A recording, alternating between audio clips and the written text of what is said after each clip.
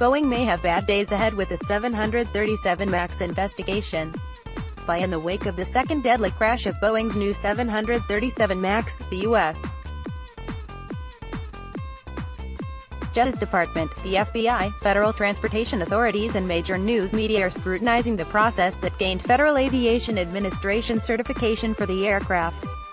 See more of David Horsey's cartoons at st.news/David Horsey. View other syndicated cartoonists at st.news/cartoons.